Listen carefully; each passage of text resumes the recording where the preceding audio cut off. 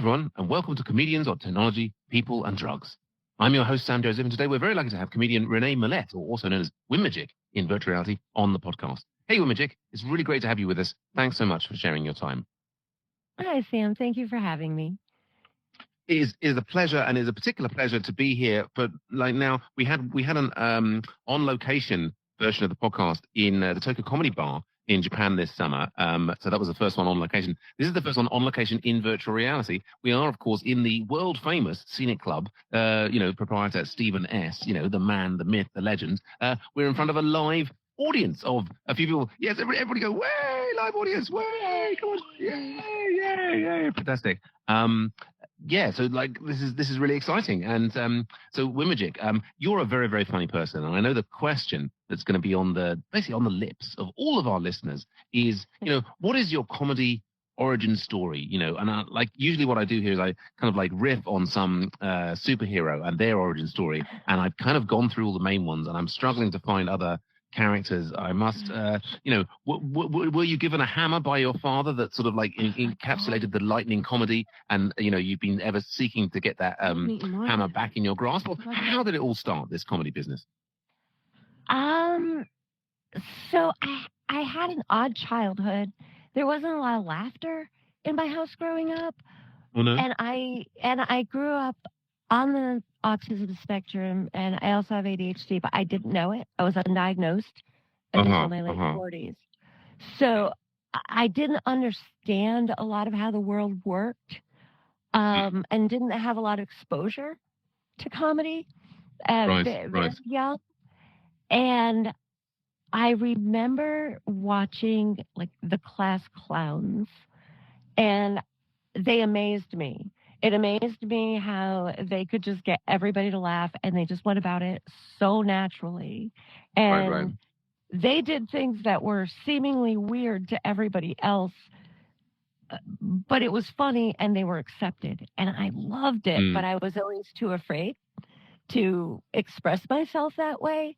I had a speech impediment. I stuttered. So, yeah. Yeah, but then I discovered drugs. Oh, okay. And I mean, unfortunately, a lot of people that are on the spectrum that are older did, and, or had some form of developmental delay or a mental illness or something. They self-medicated with drugs because they went so many years undiagnosed. And the 70s and 80s was, very, very, a lot of people running around misdiagnosed or undiagnosed. For sure. Absolutely. So I learned that I could drink a lot of alcohol, and I didn't have the inhibitions, and I could be myself. I didn't worry about what other people thought of me. And I didn't care that the weird things I would blurt out, that people were laughing at me, because I never knew if they were laughing with me or at me. Because a lot of the times the things I said, I didn't know why people were laughing. Right. Sure. Yeah. So, go on. Yeah. And then my brother, one of my older brothers, had made a bootleg tape of Eddie Murphy's Delirious. Oh, yeah.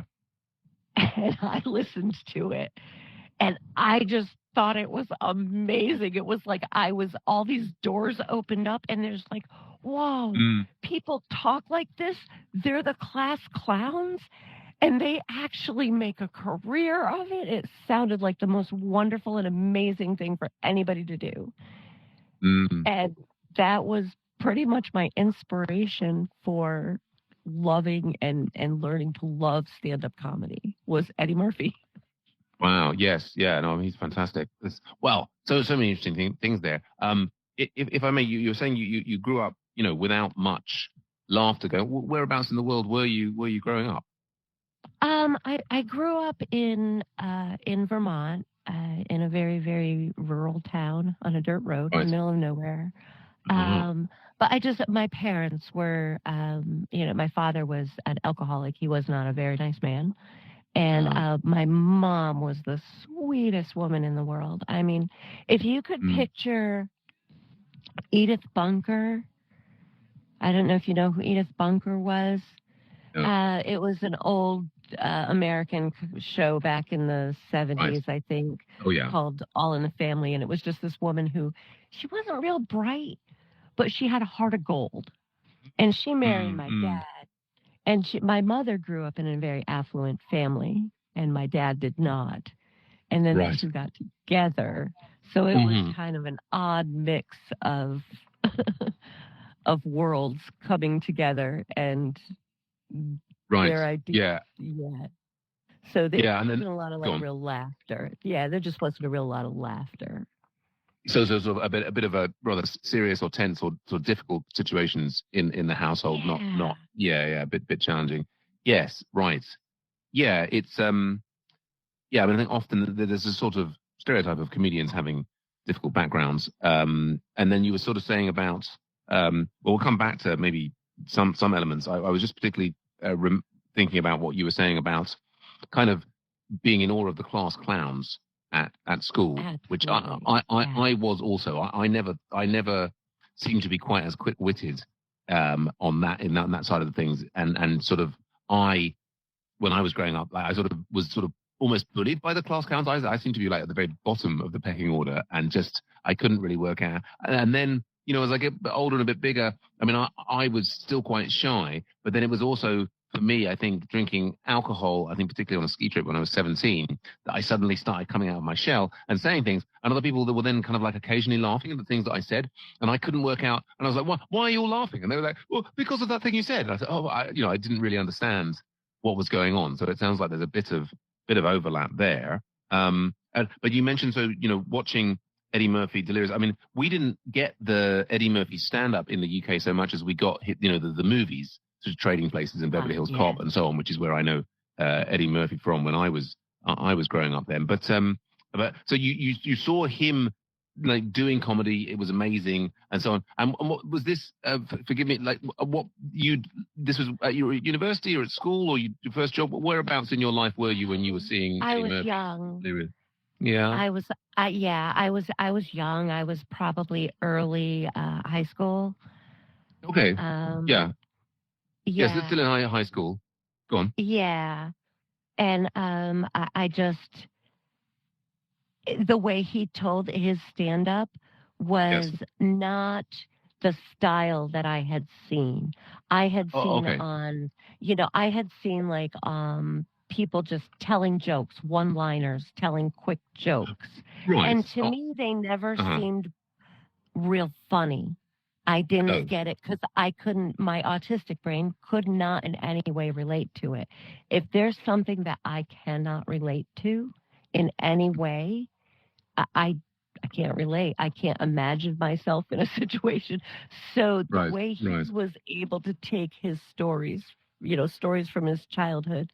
There was one he told about his mother putting together a burger. He wanted a McDonald's cheeseburger, and his mother put together a mama burger, and it was just, a big, huge burger with onions and peppers sticking out of it on two soggy pieces of white bread, and it was not, what he wanted, but the cheeseburger that he wanted. Story, I could relate to that. I didn't have a lot of things other kids had growing up because there were very limited funds coming into our household. So I was able to relate to that. And because of it, it stuck out in my head because he made it funny. And it made me realize that even though there were bad things happening, all I had to do was look at it a little bit differently, like just change the perspective I was looking at it from. And my world, my personal world at that time didn't feel so bad. And I always wanted to be able to make people laugh, but I was a very, very serious child.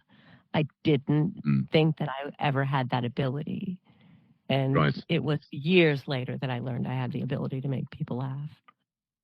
Right. And so putting it in the sort of timeline there. So this is in high school, you're kind of, you've seen other people doing sort of, just joke one-liners forms of comedy. And then Eddie Murphy was the first time that, oh, okay, there's a kind of storytelling, there's a kind of relatable comedy that's like, you know, not only very, very funny, but also useful for me in my life. And then, but so, what was the first time that you then actually considered getting on stage and trying to make other people laugh?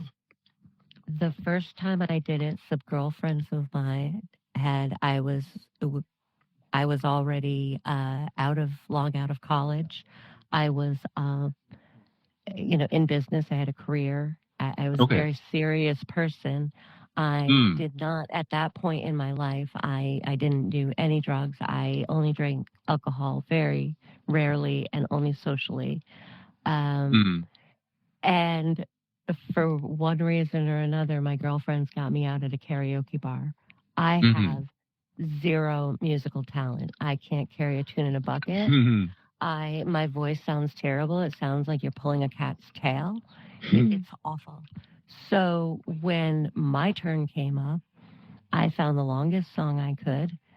And rather than get up there and sing with the music playing behind me, I got up and I just started talking about something that had struck me during the day. Oh, really? I thought was hilarious. And I was just drunk enough that and everybody was just laughing and laughing. And that sound and realizing that I was the person that inspired these people after a long day and a long week to laugh. Like, because when you're laughing, you forget your problems just for that minute. Right. And the feeling that I was able to like inspire people to laugh with my goofiness, it was like crack. I mean, it was like the best drug in the world. I was on a high. I stood up there for a good 10 minutes just talking all kinds of weirdness, and everybody was laughing, and it was wonderful. So that was my first experience. I was probably, it was nothing prepared. It was basically an observation about penis size and IQ. That's good. The classic. Yes, like me, huge penis, huge IQ. I know it's like I inspire a lot of stand up. It's the Red Panda knows. No, but that's an amazing story. I think that in all of that we've spoken to, I think over 30 comedians now, and this is the first time that the first set has been like a guerrilla karaoke. You kind of went in there and you subverted the medium, right? The karaoke, and you did stand up. Wow, that's fantastic. And so then you had that. I guess we often talk to people about their first time and about how intimidating it is because it's on a stage in a kind of comedy forum, and it's like, but that sounds like almost did you kind of, there wasn't really any nerves because you just, I don't want to sing, let me do something different. You just sort of slipped into it in the moment. Is that right? Yeah. It was less scary for me to try to make people laugh or just talk about goofy stuff than it was to get up there and sing. Singing is not something I do. No, I'm no singer. I'd love to be able to sing, but singing well is, I struggle to carry a tune. But so you had that occasion, and as you so eloquently described, there was that amazing feeling of, wow, I'm saying these things, these people are laughing, this is brilliant, we're forgetting our troubles. Were you then like booking karaoke slots for the rest of the next week, or how did things progress from that point?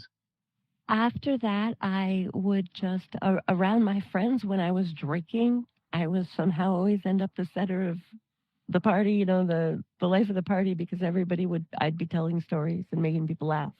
But I never really considered doing stand-up. And then I kind of got away from it for years. I didn't do anything like that. Again, I'm not a big drinker and stuff. And for some reason in my head, I thought that I would only be able to do something like that. It wasn't until I came into VR that I considered doing stand-up. Oh, okay. Right. Yeah. So I guess what I'm hearing there is so an initial during high school kind of idea that stand-up could be a thing, and that could be a career, and that could be something, which I think, contemporaneously I was sort of thinking, wow, yes, but only very special, super talented people can do it. And I'm proving that somebody not very talented can do it pretty much every night of the week. But what was I saying? Yeah. So there was that there. And then in a sort of, career phase, it was something you did as a bit of a, thing to, just amongst friends to kind of like, but it was fun. And then, so that's like, I guess that's quite a long, I mean, it's quite a long time, but then ultimately, I mean, VR, I'm late to the game. When did you first come into VR, virtual reality? I first came into VR. I used to have, oh my gosh, 2020. It was during the pandemic, like a lot of people. I had a show in Alt Space, but it was not a comedy show. It was no, it was a wrap up of weekly events. It was an opinion kind of based show. Okay, my views, things, but it again not comedy based. A lot of it was like more like a rant. Then around 2022 or 22 maybe or 23, Alt Space ended. And I found myself at loose ends, and I came into Horizon Worlds one night, and I discovered a comedy club, and it was 420, which I don't know if it's the same in the UK, but in the States, 420 is kind of a stoner holiday. It's a hash day, yeah. Yeah, I smoke a lot of marijuana now. So I was here on 420, and I found a comedy club, a group of comics, and I said something, and one of them said, "Oh, we should get you up on stage." And I was like, "Yeah, maybe sometime." And they said, "There's a stage," so I got up, told a story, and I was with them for quite a while, but they've moved to another app, and now I'm here at Scenic Club. Yes. Well, and it sounds like, I mean, I'm trying to think back, and well, I think I mentioned this, that the Unknown Theatre, who basically both, and now this is the thing, I haven't put up my names. We had the founders of Simon, Josh, and Rodney Ramsey. Yeah, have both been on the podcast and talked about their whole approach, and so on. And I think it was of course through that you and I both first met. And I think we met at Europe. They used to have a show. That's right. I used to have a show. Even before that, I was. I think it's like 2022. Could even have been 2022. I did like one or two just appearances before I was. Maybe was it 2024 that I was regularly doing that show. Yeah. Wow. And then so has the comedy you've been has it been exclusively in virtual reality, or have you also done some physical appearances as well? Done physical now.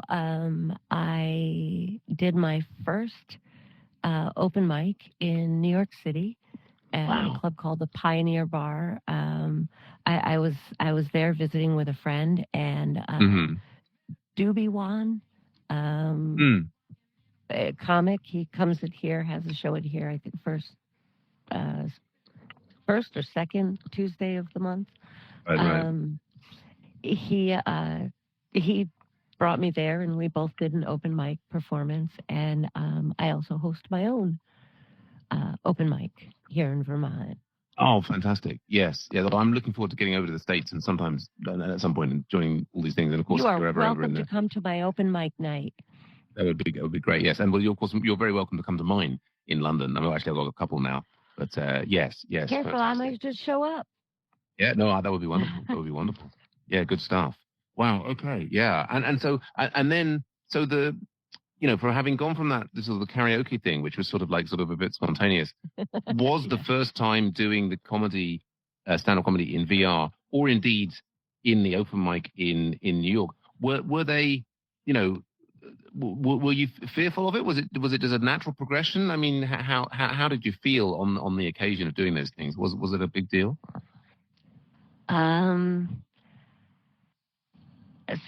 It didn't make me nervous. I know a lot of people get very, very nervous before they go on stage. I've always been comfortable since I found my voice and don't stutter like I used to anymore. I've been comfortable on stage. More comfortable on a stage in front of people than in a group surrounded by people, for sure. Right. Because I'm more in control. Maybe I'm a control freak. I'm more in control of the situation. I think that there are many comedians. There was there's a Welsh comedian in the I think it's called Rod Gilbert, did a TV show on sort of social anxiety, and how, I mean, he's a very successful comedian and, you know, plays to huge audiences, but he and some other comedian friends of his will struggle to go into a coffee shop, even just to order a cup of coffee, because it involves talking to the barista. So I think it's a not uncommon experience. I mean, distracted. Lara Croft is in the audience. I'm a huge fan of your work. Yeah, so that's one-on-one is difficult too. I mean, like, not really? Talking like this, but yes, absolutely. Like, well, recently, I mean, I would have no problem, like, being on a stage in front of 2 people or 2,000 people. It wouldn't bother me. But recently I had an experience where the place that I go into for my morning coffee, a guy who I say hello to regularly, we say hello, good morning. Yeah. He asked me out. Oh. And I was like, well, can't go into that coffee shop anymore. Okay, right. You know, like, awkward. Yeah. That's now awkward, and you'll feel uncomfortable and so on. Yes, these you know, one-on-one situations can be. Yeah, I mean, I suffer from crippling social overconfidence. That I just sort of, you know, it's a different cross to bear. It's yeah. Well, but that seems like, certainly for doing stand-up comedy, if the fear thing is not there, then that's wonderful. I mean, I'm very confident in a lot of social situations, but when, like, for example, there are these gong shows that they have in the UK, and where you're like, the audience can kind of vote you off the stage, and I think my nervousness in those situations proves to be, you know, quite it's very difficult for me to be funny when I'm that nervous. And these days, when I'm on stage in my club or regular places that I go to or here, I don't really experience any nerves, but I'm still trying to overcome in those more sort of like high tension situations. It's I was just thinking, I mean, we'll come back to drugs many times, of course. You were saying in your initial narrative, you were sort of saying, that you had, before you were diagnosed with autism and ADHD, that you were self-medicating. But then you were also saying, during your kind of that first period when you did the karaoke and so on, that was a period when you weren't drinking very much alcohol. And I was just trying to work out in that sequence, I guess the sort of the self-medication that came sort of later on, comparable, about the same time you started doing VR, or where did that fit into to the sequence? Well, I, not knowing that I have ADHD, I didn't. A lot of things with stimulants, caffeine, cocaine. I mean, I take Adderall now, but they work differently on people with ADHD. They actually calm them. They close some of the tabs that are constantly open and will calm the racing thoughts. They don't stimulate the way they do for a neurotypical person. It works different in the way the brain reacts to stimulus. Oh, yeah. So I used to drink a lot of coffee. And in the 80s and 90s, while I was building my career and such, I didn't really drink because I didn't like the way it made me feel out of control, but I did do quite a bit of cocaine. Okay. And yes, and it was affecting me. It was affecting my health, my sinuses. You know, not a good way to control ADHD, for sure. And that was able, you know, the part of it was, though, that I feel like the autism helps keep me semi, you know, organized. It helped me to build my career, but I cannot, if I take my medication, like today, I knew that I needed to be creative. I needed to think and have a personality. So I did not take my ADHD medicine because it dampers my ADHD. And I feel like that's where my personality comes from. Right. Because I get very robotic and very methodical. Otherwise. Yeah. And it was great for building a career, but not so much for comedy.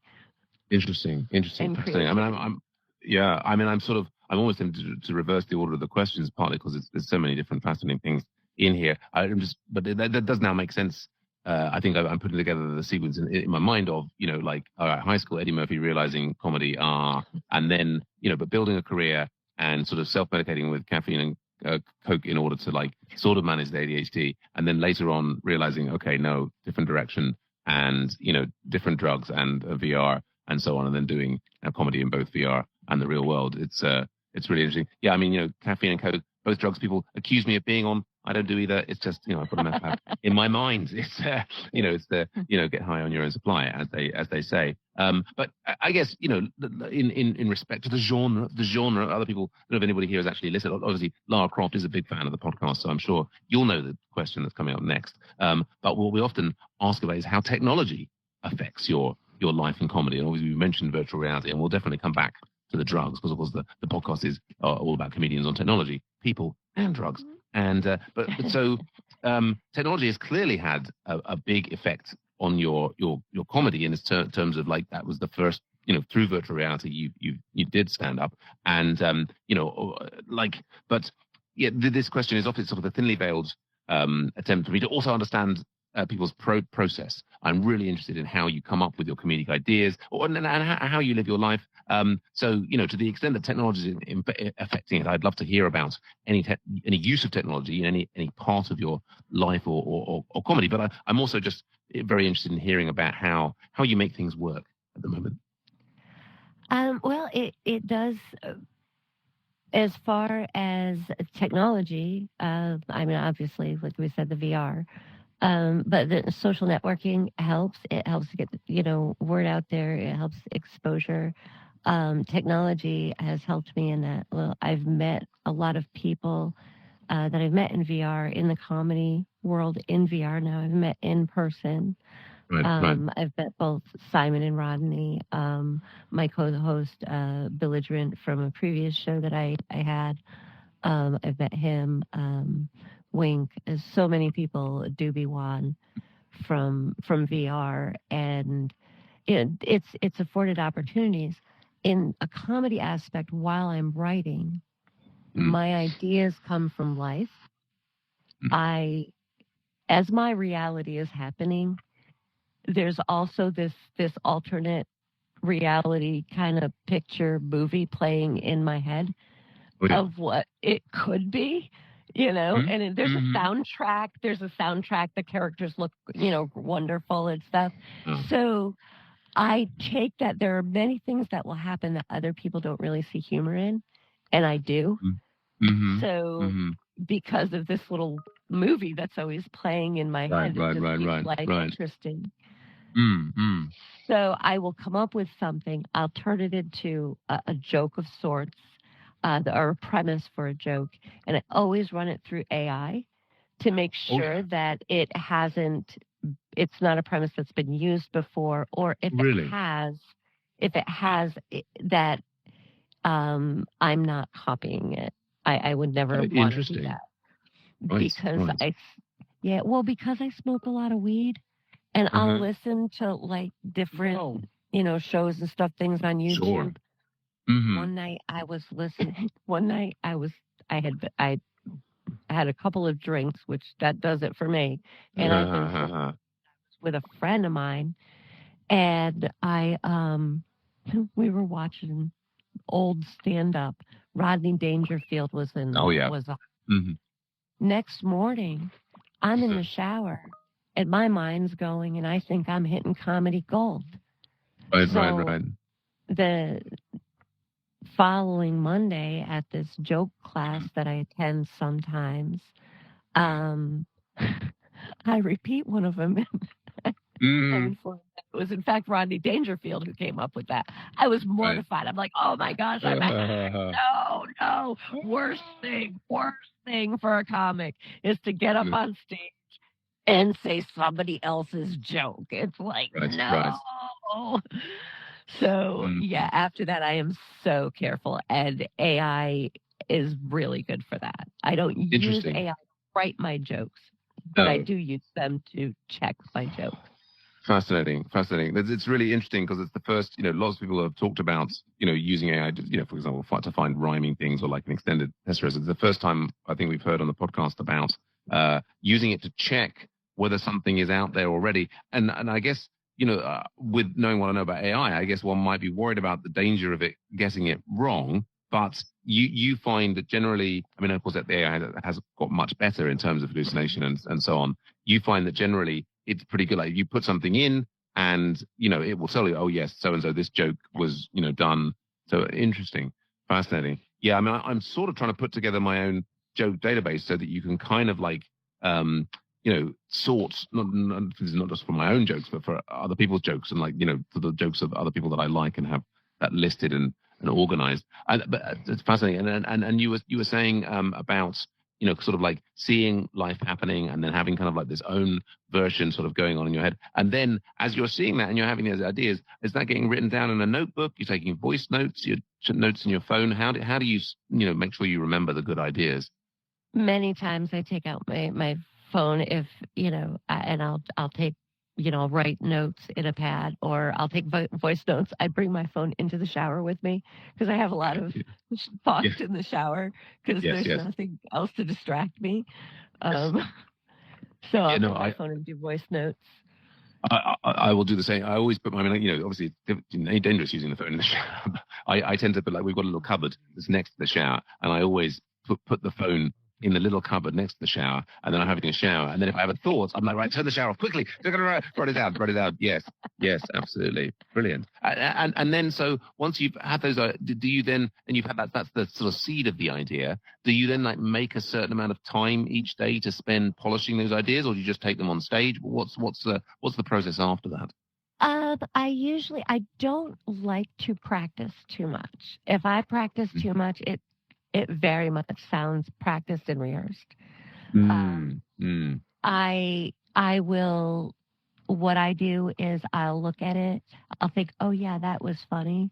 So I'll keep that in my mental notebook for doing a set. Like what I do before I get up on stage is, first, how long do I have?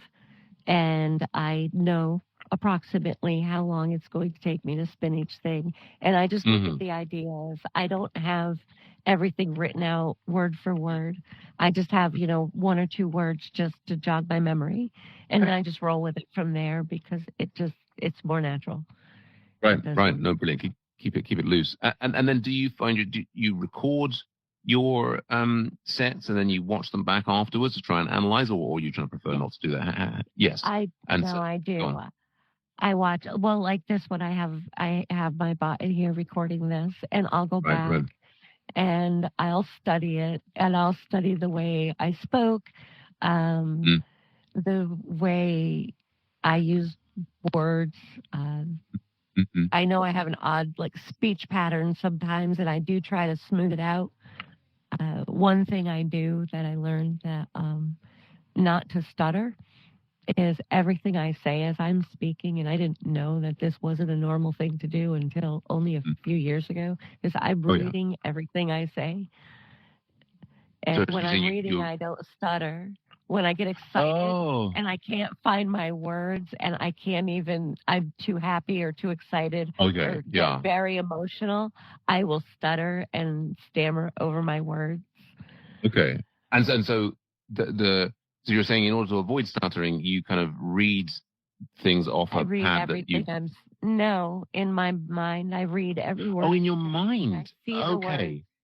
I see the words as I'm speaking them. Okay, so it's almost like a bit like the Star Wars intro thing, where the words are kind of scrolling like this, and you're seeing that, it's like, and it might go this way, and it's kind of going like, and what an enormous IQ he had. It was almost as big as his cock, and so that's still written. I thought at least some people, at least Red Panda laughed very briefly there. Lara Croft is muted. I'm sure she was laughing inside. I thought that was quite a good riff.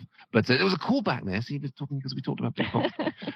Anyway, okay, right. Fantastic. Well, and I'm also reminded because we had Laura Kelly on the podcast recently, and she's a South African comic, and she had struggled with stuttering as a young person, and that, for her, she'd done a lot of theatre, and it was a lot of like having things very, very precisely written out. I think in reality, that was how she managed the stuttering. Yes, interesting.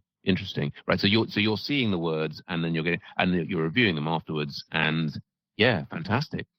This is, and I guess that sort of covers the technology really. You mentioned there's the social media. That comes up a lot recently about, is it, there's this sort of received wisdom at the moment that says, right, you must take all of your content and just sort of, get it up there. I sort of think there's maybe we're just training the ultimate Terminator stand-up, that one day, there's like all of this, the comedy material has gone up, and eventually they were going to have the like Arnie D1500 ... You will laugh at my dog, and obviously not an accent. But, to answer your earlier question, though, like the transition, like from VR to physical world and back and forth, I truly don't notice. I don't know, other than being able to reach out and touch people and stuff. Yeah, which is illegal in most states. But like right. Do people do frown on that? And I mean, I have been, known to grab an avatar or two, but I don't do that anymore. I'm glad you said avatar there. I was, Although I did bite somebody one time in the store. Oh, goodness very me. Impulsively, yeah. But they reached their arm in front of me. I didn't even think. It didn't hit my brain first. It just, I reacted and I reached over and I bit their arm. And then I kind of looking up at them with their arm still in my mouth. And I'm like a dog. Yeah. Okay. This is, I was going to say, some people pay good money for that. So, it's like, but no, that was obviously spontaneously in a store. You should have charged him. I've got to do it. This is interesting for me doing the previously when we did the remote podcast at the Tokyo Comedy Bar, we just sort of did it in the room that had the stage, and this is the first time I'm doing a podcast where I'm on the stage where I also sometimes perform. So that is sort of slightly affecting my brain. But look at this great set that Stephen made us. Yeah, Stephen has put together a wonderful interview set here with fantastic chairs and even drinks, Stephen, and everything. It's absolutely brilliant. Really excited about it.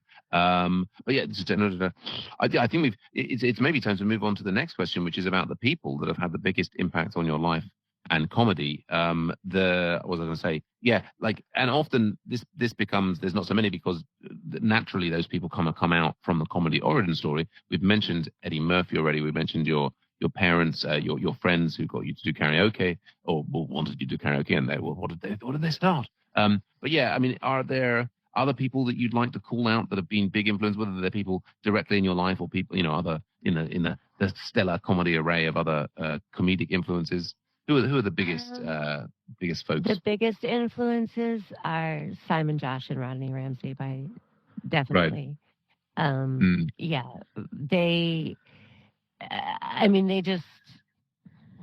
they encouraged me. Rodney is, he's a professional comic and an actor, and he gave me so much good advice at the start, and I didn't have. While I don't get nervous, I also don't always have a lot of self-confidence. It's always amazing to me when people laugh at stuff I say because I don't always expect it. And it makes me so happy. But, he helped me to have the confidence and really encouraged me a lot. Really encouraged a lot. It's wonderful. Yeah, sure. Yeah, lots of people. So I would say, immediately those two for sure. Brilliant. Yeah, and that's great. And and there's no pressure. What was it? We had Sam Baranowski was the folk that we had in the on location episode. I love you too, Laura. The on location episode in the Tokyo Comedy Bar, and he was sort of saying, "Oh, how many people do we usually mention?" And absolutely no pressure. But anybody else you want to mention as influences, or we'll move on to drugs? Well, of course, you, Sam. Well, I didn't say that. Is that what you were? I don't know. I mean, the whole autism, not really knowing social. Oh, no. Reaching for that, or no. I think I was more thinking it was that certainly not at all. I mean, basically, I have so much self-love going on inside. I don't need any additional adoration from everybody else. But no, I was thinking more. Was there anybody else in your kind of friends and family, or possibly other very famous comedians who had influenced your style in either of those two areas? So you mentioned sort of Rodney and Simon, who are sort of VR famous in terms of their things. I wondered if there was anybody else in either of those two, kind of like Social Network or what's the word, Galaxy of Stars, that were big influences on you. I don't really watch still a lot of stand-up. because for the same reason that I've heard from several comics that you don't want to accidentally steal somebody else's material. You don't want to, and when you take your comedy from real life, you're not sitting down writing jokes, which is something I would not be able to just invent a joke, just pull it out of midair, out of so if you're watching a lot of comedy, watching comedy becomes part of your life and it becomes enmeshed, and you'll start thinking that way. And I really just rather go with my own style, whatever that is. Sure, absolutely. Yeah, well, no, that was it. Yeah, I certainly agree with that. I don't compare myself to others because I would feel lacking, and I no. that.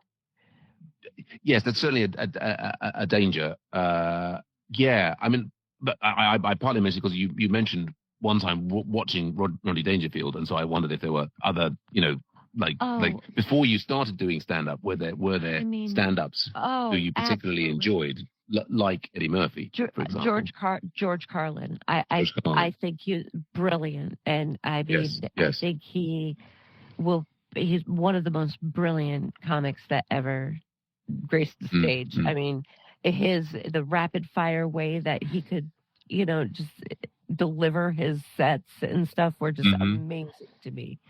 And the facts, the statistics, I really admired. The way he delivered his messages.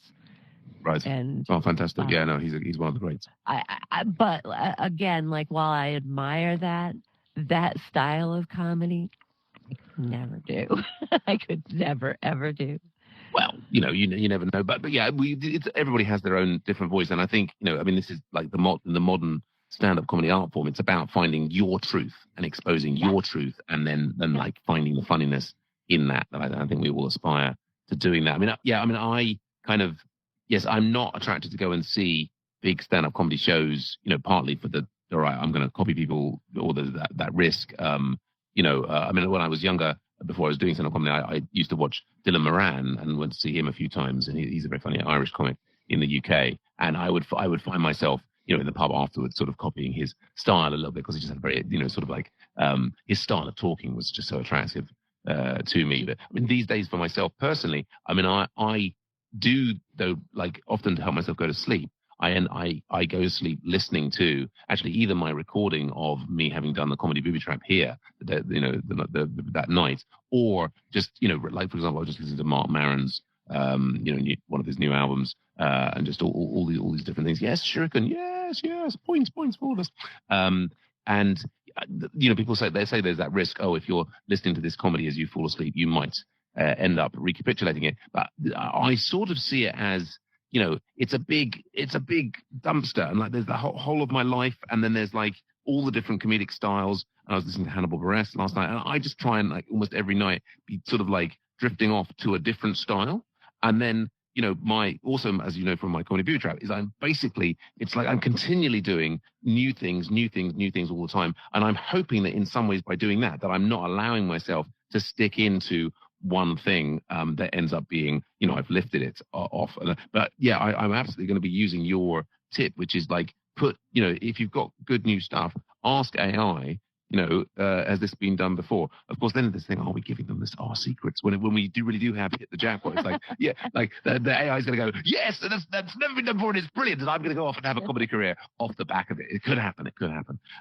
Do you find when you're watching other comics, do you find yourself rewriting the jokes in your head? Like, oh, I would have done it this way, or that would have been funnier if they had done it this way, like restructuring their jokes, because I do that all the time. It definitely happens. From the funny. Yeah.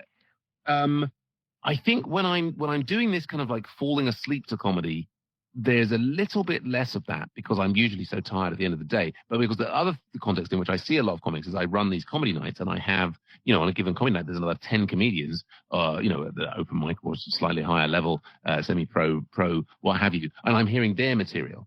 And it's in those contexts where I'm my brain is, particularly now I've been doing like for 6-9 months or whatever, this 10 jokes a day, and I'm like constantly rewriting and coming up with new little like expectations subverted. So much so actually, like I was talking about on stage last night, that in this comedy show that I was in last week, I accidentally said out loud the punchline of this guy, thinking that I had come up with it in the moment, and actually I hadn't. It was actually his thing because I'd seen him do it before. So it's like one's got to be. It was that was embarrassing. Anyway, yeah, you guys, I'll talk about that more on stage at some point. Very embarrassing, but this is the thing: any embarrassing and difficult situation suddenly becomes useful as a comedy gold. Well, not as a comedy gold, but sort of comedy. So it's. I have taken basically. I mean, anything that I didn't work through in therapy, I work out on stage. Some of the more embarrassing moments of my life. But I've also learned as I've gotten older. I mean, I'm 54, and a lot of comics are, they're younger, that are just starting on their comedic journey, are much younger than me. And, when you're 54, and I've had a lot of life experiences that people experience much older in life, much later. I experienced very young. So, I have a lot of like miles behind me, but not. I mean, it's 54 is mature, but it's not like ancient. So I think that I have less fucks to give than a lot of people do. I mean, about the way I'm going to come across to other people.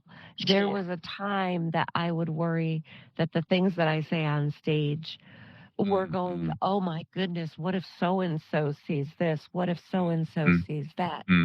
I work at a church. Now, they have all Googled me. They have found my material online on my YouTube channel. And some of these older ladies, and I warned them all. I said, my material can be kind of filthy. I don't know if you really want to, see that. Sure. And, they've come back to me and been like, oh my goodness, it's so risque. I never thought about talking about my pussy as risque, but okay, that's a nice way of putting it. But, I don't care anymore.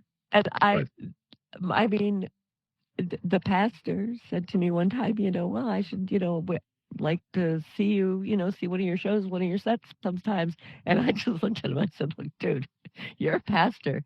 My stuff is filthy. So knowing that, if you want to go and look at it, that's on your soul, not mine. Because I just, I'm me now. I'm just me. I'm comfortable in my own skin. I'm comfortable with who I am. And I figure if people don't like it, there's plenty of other stuff to listen to and look at in the world. Oh, totally. Yeah. Amen. And well, interesting. I think we are actually about the same age. And you had mentioned to me separately, like different sorts of the extraordinary life experiences you'd been through. And I had thought, oh wow, this soul is like really, really far ahead of me. And I think actually you are, but not in physical years terms, which is I've got some catching up to do on the soul side. But that's it's interesting that you mentioned like the YouTube channel. I mean, I guess I've started now putting like videos of myself on TikTok and Instagram. In my mind, YouTube is kind of like a bit more public, although I don't know why I have that kind of idea. But so going back to the technology thing, so you've got your YouTube channel, and you kind of, I mean, I've got a lot of stuff on YouTube, but it's all unlisted, and it's just like stuff that I send out in all of the book gigs. But you've got public stuff on YouTube, kind of like curated as kind of, this is the kind of stuff I do. Brilliant. Yeah, we'll have to get the YouTube channel in the show links. Windmajik. Yeah. Just Windmajik. Fantastic. Yeah, we might spell that for people, but we'll get the spelling in the show notes. Yeah, I'm just I'm really excited there about all of the different aspects of that. Yeah, it's interesting the word filthy. I like to think that sort of stuff talking about nothing's filthy really. Like filthy is like if you kind of like drop your sandwich in some mud, like having a huge cock or being excited about your pussy or other felines in the area. That's just all good, natural, healthy fun, and I wish it didn't get. There's one joke I tell about giving a blowjob and then feeling something hitting my teeth and crunching, and realizing that the guy had kidney stones. Oh. See, I think that's a great joke and not filthy in any way. It's a perfectly natural, wholesome thing that we can tell Grandma. Yeah. Because, she's given blowjobs too, hasn't she? Thought the screams were because he was enjoying himself. Brilliant, absolutely wonderful. Yes. Well, I'm tempted to come on to our fourth question. This is about how drugs affect your perception of reality. And as I often say at this point, I mean, the word drugs people tend to think of illicit or illegal substances, but I'm using the word in the broader term, to including alcohol and caffeine and ADHD medication and just any kind of substances. And clearly these days, many people use some substances or others to adjust how they experience reality. You've already alluded to that. Other people are saying, well, I'm not on this. I'm not. Let's, I mean, I guess we've got the basis that you were saying, back in the 70s, 80s, it was sort of caffeine and Coke. What tell us more about what's going on now, what substances are involved in how you perceive the world? I don't do any hard drugs anymore. I mean, I've tried a lot of them throughout the course of my life. I smoke marijuana. That's pretty much what I do now. Okay. And I do take Adderall for my ADHD. Right. Because I do work as a financial secretary, so it's it's necessary for me to be able to focus. Right. On numbers. Yeah, and what interesting. Oh, go on. But I do, like with marijuana. I initially started, I only used it occasionally, and then I became very sick, and I started using it to deal with a lot of the side effects that I was coping with, and now I'm healthy as I will ever be, but there's a lot of residual pain, so I do use some of it for pain control. Okay. But I do find that THC, I mean, the state I live in, it's legal. Right. I could use narcotic pain medication. I do not like the way narcotics make me feel. I don't like them. They make my brain feel like mush, and they make me feel like I'm like walking through mud. I don't like that overall feeling. Marijuana doesn't do that to me, and I can control the way it's going to affect my mind. If I'm indica, is going to make me all chill and mellow and stuff if I've had a hard week. A sativa is going to kind of make me more uplift me, make me more creative. It's going to feed my creative mind. A good hybrid is going to kind of have like both effect. It mellows you, but it doesn't make you one with the sofa, and it opens up the creative part of your mind because it makes you giggle. And when you're laughing, then your brain is stimulated because you're releasing dopamine, serotonin. So you're getting more ideas, and it's, your neurons are sparking like crazy, and it's, so I use it also for creative purposes a lot. Right. For my writing, because when you're talking with people, I come in here in the Scenic Club. I mean, Red Panda and I were talking about kids and the funny, just are things that we still find funny, that we've found funny our entire lives. Oh yeah. And you just you start with something like that, and then it just gets funnier and funnier and funnier because you're high, and it's just. Everything becomes funny and wonderful. Yeah. Oh, amazing. Yeah. Well, and interesting. You mentioned there. So in Vermont, marijuana being legal. I think I'm not actually completely sure, but I think in the UK, there was maybe moves to decriminalize it, but I think it's still, kind of an illegal substance here. But it sounds like you were using it initially in a sort of a medical context, to help with pain relief, which is, I think, I'm not sure. I think in the UK. Maybe it can be used in a medical. I'm not sure.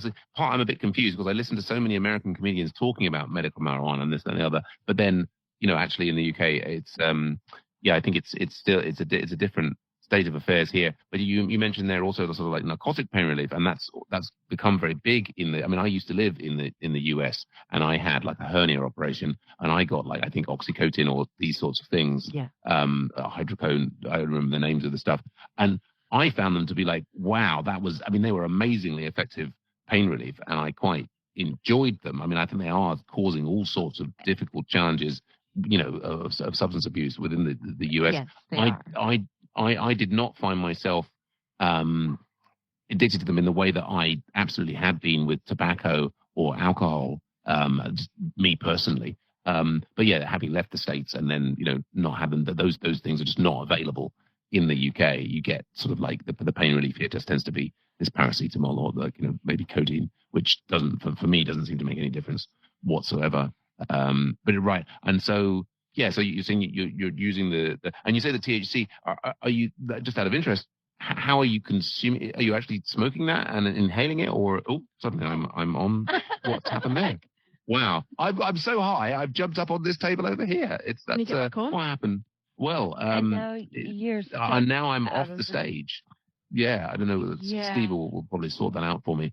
I guess I was mentioning, the magic words. No, well, not they'll. Yep, Stephen sorted it out. Brilliant. And I'll just put the barrier back on there. Hopefully that's all going to be okay. Here we go. Yes. Well, I was suddenly very, very high above Lara Croft there. Rock and roll. But yeah. So yeah. Are you mentioned THC? Is it available in a vape form or something? I mean, I'm just totally behind the times. What's going on? I use it. I consume it. Pretty much every way it could be consumed except for boofing. Okay. I mean, I don't even know what that means. But boofing is where you put something up your butt to. Is it? This is we're learning. But boofing. Okay, this will be a new word that I can use on stage soon. Right, fantastic. Okay, so yeah. Okay, so go on. So I use it in like flour or like tobacco form loose, where you grind it up, and I use it in vape form, a capsule form, gummies, in cooking. Right. I use it all different ways in drinks. Oh. Okay. Yeah. Right. You mix it up. You have different things. I was going to say, of course there are edibles, all sorts of different ways. Wow. Yeah. And I'm just feeling so behind the times. I mean, I back in university, did smoke that stuff, and I found ultimately for me, and of course this is back in the day when nobody really knew what they were getting. I found it made me very paranoid ultimately, and I just ended up, and so I myself, I don't touch that kind of stuff anymore. But I'm always really interested in hearing about how people are using it, and of course, there you are in a context in Vermont where it's available, and it's. Well, I mean, I guess I will say to as we always do this part of the show, all these substances, can be very dangerous. So do be careful out there, as we've been talking about for Windmajik and myself. They affect different people in different ways. And so just because one person is having a good experience on them doesn't mean that you will. And I think you need to be very careful with the laws in your region of the world and, how that can affect. But it sounds like... Oh, absolutely. So, I mean, yeah. Even when I was using it, when I was sick, it was before it was recreationally legal here, but I had a medical card for it. I had a medical card. My employer was aware that I was using it, that I was using it medically. Yeah. So, yeah. Because I mean, it's not, there are people can get very paranoid. I've seen people, that are not used to consuming it, take high doses and have horrible panic attacks to the point where they've had, they've felt the need to go to the hospital because they thought they were dying, but they weren't. They just had, too much marijuana in them. An adverse reaction, which is always a possibility. So be careful out there, folks. Yes. But yeah. I'm just interested then in, because I don't really follow the news anymore. But so when did it become recreationally legal in Vermont? 2021. Okay, right. And then how is it now? I mean, all sorts of crazy things going on in the US. Is it now? I mean, within Vermont, is it? I guess it can't. in that such a short time have achieved the same status as alcohol. But I guess is it sort of perceived in a positive light across the state? Would you say? What's the social kind of dialogue about use of marijuana in Vermont? Would you say? It seems to be, for the most part, very accepted. It's an accepted norm. I was surprised, and I shouldn't have been, that people who I wouldn't have thought would be using it, Yes. people in their 70s and 80s who are saying, "Oh, have you tried this dispensary?" And I'm like, "It's really?" Or they're asking me, "Well, what do you think would be the best kind for me for this?" Right. And so yeah, I don't think that there are the problems with alcohol with like drunk driving. I mean, I do know that people drive when they're smoking marijuana. I know that people tend to drive very, very slow. Like they're not the people that are like, driving 100 miles an hour going crazy. They're the people who are, or they're, waiting at the green light for it to turn green. It's that kind of driving. Yeah. No, indeed. Maybe driving without their headlights on through the city, stuff like that. Yeah. Well, I think we can probably say that, operating machinery. Yes, when intoxicated, probably be extremely careful of that. Vehicles can be very dangerous machines. But yes, rather interesting to hear about how that's perceived in Vermont. I mean, I don't really know what's going on in the UK in that regard. Refer to your local MP perhaps on that. And you mentioned also that you take Adderall for the ADHD. And I'm just, before we get on to our last question, I'm really kind of interested in, you described so the autism and the ADHD, and so the ADHD, I guess that's, in my mind, I associate with sort of flightiness, that you're kind of jumping from one topic to the next. And, I guess you were saying how maybe it's difficult to focus on doing the accounts for the church if you're in your natural kind of ADHD state. Is that what you were saying? Yes. Yeah. But then the Adderall, then basically, if you take that and you that, I guess it's a sort of a stimulant, allows you to be a bit more focused and get that job done, so to speak. Yes, it makes me super focused. Right. Yes, anything I need to get done when I'm on Adderall, I can get done. Yes, it was very strange because the first time I took it, I hadn't used cocaine in years. Right. The first time I had been prescribed a couple of other ADHD medications, and I didn't like the way they made me feel sluggish and stuff. And then I was prescribed Adderall, and I felt exactly the same way I did as when I was using cocaine. Right. Goodness me. Yeah, it's interesting. That level of focus, because like if you see people when they do cocaine, I've watched people like they're all over the place. They're like on top of the world. They're going from this subject to that subject. I can get done what I need to do, lay down, and go to sleep. Interesting. Yeah. Obviously, substances affect people so differently, don't they? Goodness me. Very. Yeah, I mean, I kind of, it's I mean, people sometimes ask me if I'm on the spectrum or if I have ADHD. Sometimes my stage performances maybe give people that impression. I'm very suspicious of substances and how they affect me, and I'm busy spending a lot of time, like I'm eliminating substances from my life, trying to work out what's the real me. Maybe eventually someone will have an intervention and say, Sam, you need to start using. We'll see how that goes. But let's bring ourselves, less about me and more about you. Let's bring ourselves on to our last question, which is, what does it all mean, this life, the universe and everything? What gives you meaning? What do you think it all means? What's going on? Are we in a simulation? I mean, clearly we are in a simulation because we're here in the virtual reality simulation. But there's like, how many layers of simulation are there? I mean, what does it all mean, Windmajik? How do we understand it all? The meaning of life. 42. How many roads must a man walk down? Indeed, the meaning of life. Well, what does it all mean at the end of the day? I think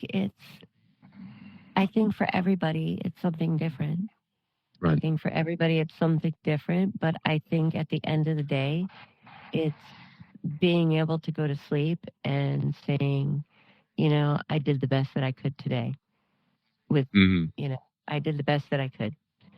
And I think that's what it's all about, is just it's doing the best that you can with the tools that you have, that you're given, and everybody's best is different than everybody else's, and learning to realize that that's okay. That's brilliant. Yeah. No, that's a lovely sentiment. We live in a world of differences, and everybody's different. Everybody has different views, and understanding that what somebody does or says or how they react, it really does have more to do with them than it does with you. Yeah. And just, I don't know. I think it's just being your true self and letting everybody else be their own true self. And just not hurting people and just being a decent person. Yeah, sounds good to me. And well, fantastic. No more need be said. But I'm just interested. I mean, you mentioned the church. Was there a religious upbringing or religious influence that's kind of impacted how you've arrived at that point, or is just not so much? There was just, this is the sort of the conclusion you've drawn from life. I was raised Catholic. I left the Catholic Church as soon as I was allowed to by my parents. It never rang true with me. I'm not a religious person. I am an atheist. Even though I work for a church, the church I work for is very open-minded and very accepting.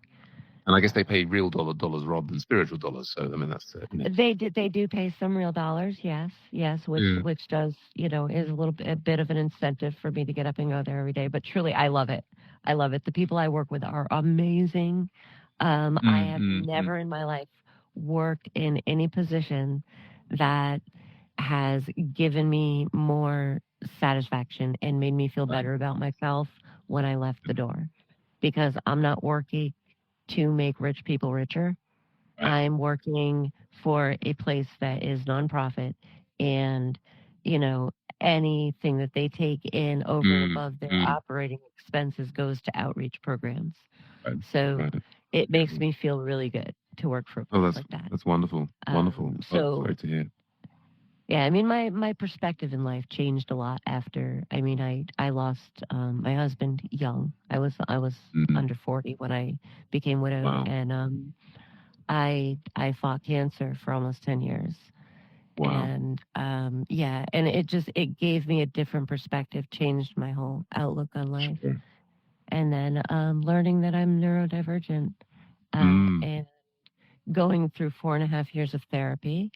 After that, to become comfortable with who I am and process some things and learn how they had affected choices I had made throughout my life. That was pretty much what was involved in my perspective on life now. And reaching this beautiful place that you're in now. Yeah. Well, no, I like making people laugh. I don't take. I mean, I know how to be serious. When there's things that are serious, I can be serious. But I don't take every part of life so serious. Because at the end of the day, or 5 years from now, most things won't matter. Yeah. No. Well, I mean, what an extraordinary story. Yeah. I'm interested. Just to touch on one thing there, you mentioned being atheist rather than agnostic. I guess part of those experiences, you kind of feel quite certain that there isn't any higher power, any other kind of like underlying mystery behind what's going on. Oh, I believe there's a lot of mysteries still in the universe, in the world, in life, I believe that there's tons of mysteries, but Mm-hmm. I don't believe that there is a supernatural or, like sentient being pulling our strings. And so Mm-hmm. I believe that eventually, like a lot of mysteries have been, the science will be revealed to explain those mysteries. Right. That's what I believe. Fantastic. Well, it's been a roller coaster ride, and I've absolutely loved it. Windmajik, I'm sure that the listeners will be desperate to hear more about. You mentioned your YouTube channel, Windmajik. We'll put that link in the show notes. But upcoming shows, other places that people can check out your material. Where can they see you and get to laugh along with you? Well, they can get to see me and maybe learn a little bit more about me at my introductory to my new show starting in 15 minutes, Conversations with Windmajik, which will be at every other week here at the Scenic Club in Horizon Worlds. And fantastic. It's only going to be me tonight because my guest bailed. But I mean, hey, unless you want to hang out, Sam. Well, the kids might have to go to bed, but I won't do that to you. I'm joking. another week perhaps. But this is fantastic. But this is going to be a bi-weekly show, and it's going to be a bit of interview and a bit of chat, and basically a regular thing here on Sunday afternoons. Regular thing here. Thursday nights there is an open mic night here at the Scenic Club. And I usually come up and do a set. We try to bring comics up, people who like to sing. If you want to do spoken word, whatever you want to do, get up here and just talk. That's fun. I enjoy doing that. And I can also be found Monday nights, 9:00 Eastern time, sometimes in the Unknown Theater in VR chat, and every alternating Wednesday at 9:00. There's an open mic there. I can be found there also. Brilliant. Fantastic. Yes. And so, for people not so familiar with the VR, I think certainly Horizon Worlds, which we're in now, can be accessed with a headset, but can also be accessed on the mobile phone. And we're going to put links to the Scenic Club in that there. I don't know, VR chat, can that also be accessed on the mobile phone? I guess we'll put. I think so. You know what? I put on my headset and I very awkwardly go into VR chat. I am not good with it. I'm lucky I can make it to my destination. I think I've been in there a few times recently. I think I prefer the Horizon World, but we'll put links to the different things in for people who want to try out this VR stuff, because I think many of our listeners will not necessarily have tried out VR before. Fantastic. Well, thanks everyone. And remember, you can help support comedians on technology, people, and drugs by going to patreon.com/comedianson, where any level of support will help us to continue to produce this show. I don't think anybody's given us any support yet, so you could be the first. I know there's a cost of living crisis. People don't have much money. Why would you support this random podcast? What you can do if you want to support is follow our Facebook group and comment or ask questions there, or on Spotify. And we look forward to being in your ears again real soon. Last word to our fantastic guest. That's Renée Mallette, or Windmajik, as she's known in virtual reality. Last word. Sparkles, happiness, sunshine. No. Remember to laugh every day. Beep, beep, I'm a Jeep. That's what it should be. Beep, beep, I'm a Jeep. Mana, do, do, do, do. Don't take it too seriously.